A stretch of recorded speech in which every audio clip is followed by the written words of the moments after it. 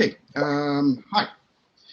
So I'm going to talk about something which might be quite foreign to many people, and it's a very niche sort of protocol that exists within amateur radio. It was defined a while ago. The latest revision was around 1998, and it's something that's stayed alive within amateur radio, and I'm working on at the moment. So for those of you that might be unsure as to what amateur radio is, it is a very, very broad topic that mostly it's a radio service that's run by amateurs. And the main difference between amateur radio licensing and the licensing of, say, your mobile phone is your mobile phone is a device that has a license to transmit on a set of frequencies. But with amateur radio, it's the operator that is licensed, and they're judged to be competent to operate radios in various ways. I can't see my camera, but I do have some props, so I'm just going to wave them in the general direction of the camera and hope that I'm getting it right. So this is a typical amateur radio, and here there's a microphone attached, and you might be familiar with maybe depictions in TV or movies, and you see someone talking on the radio. But I'm going to take the microphone off of that because I'm talking about packet radio. And what I have here is a packet controller, and you might have memories of dial-up modems, and this is sort of the same thing. It's going to connect into the radio, take audio out of the radio, put audio into the radio, and essentially play modem tones over it. And this is where AX.25 comes in, which is a link layer protocol that's used by radio amateurs. And the main reason that it's kept its popularity is, in place of link layer addresses, we use amateur radio call signs. And all around the world, you have a requirement that amateur radio transmissions are clearly identified. So by embedding the call sign into the header of every packet, you get to meet this requirement. And it also has seen implementation for decades now. So there's a network effect to using it compared to going off and doing your own thing. So the packet controller I showed there uses Bell 202 tones and works over an FM radio. And there's an abundance of FM mobile radios that have been discarded from taxis or other vehicles. So it's a cheap way to put together a packet radio station. For marine applications particularly, but also if you're away from infrastructure, there's also people will use Bell 103 tones over the high frequency bands.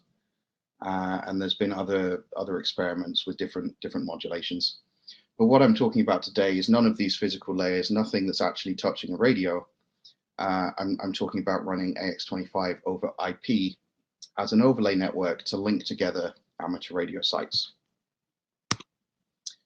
There's a number of applications that you might run over AX.25, bulletin board systems, mailboxes, keyboard to keyboard, where you just have a chat between two stations and you are typing messages to each other, kind of an instant messaging.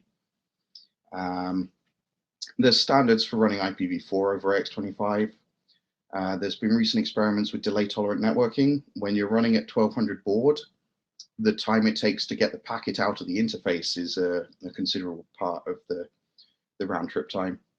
And there's also systems like the automatic packet reporting system, which are built on top of AX.25 to create something that's sort of like a real-time tactical data link. And analogs would be link 16, link 22, ADS-B, or AIS in the marine environment.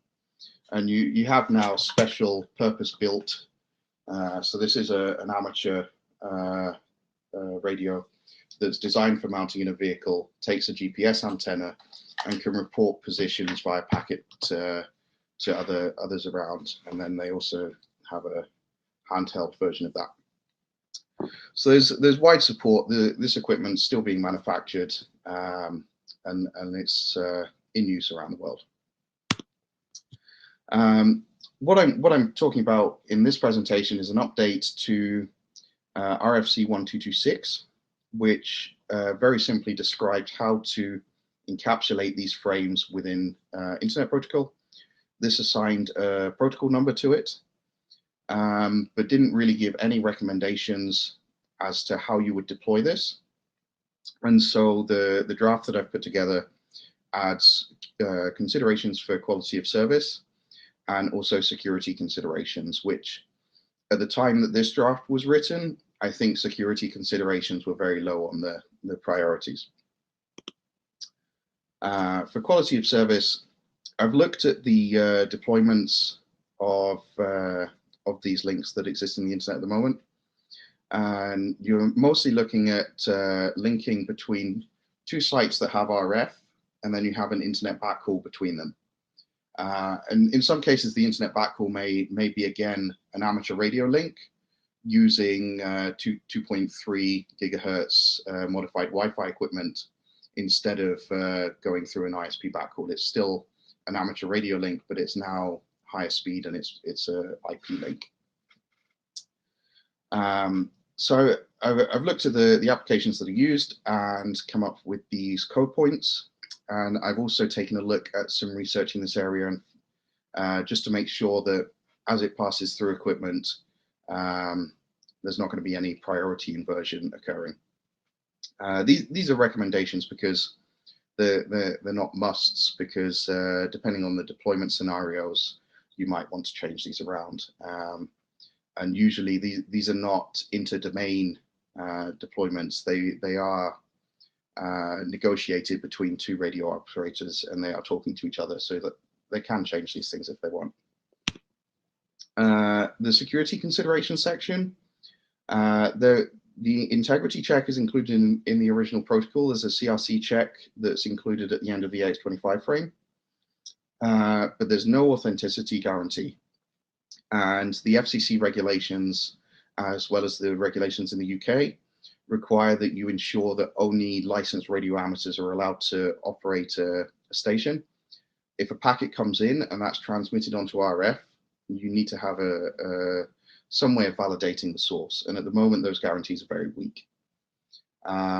Also, possibly unique to amateur radio, encryption is forbidden. In some cases, it's a crime. So using encryption is not a way of satisfying the security considerations. So the recommendations in this draft are to use IPsec with ESP and use null encryption. The reason that we're not recommending AH, the authentication header, is just because ESP has been implemented in places that AH has not been implemented. And in order to have interoperable solutions, it's best to use the thing that most things are going to be able to speak. So that's all I've got really on the draft. It's not a very long draft. But if there's any questions, comments, feedback, I can provide some answers. So thank you very much. That was a quick presentation. I don't know if you were transmitting over AX.25, but you were a little choppy. Oh dear. But fortunately, you know, it was very graphical and very descriptive. So if we have any single question, because we are short on time, we can take it quickly. Otherwise, I would encourage people to send feedback on the list. We've already seen some feedback. I mean, this draft has been going around for a couple of months at least, and we've had some interesting discussions. So please continue the discussion on the list. All right. So thank you very much. Yeah, very good. Okay. We can move to the next one.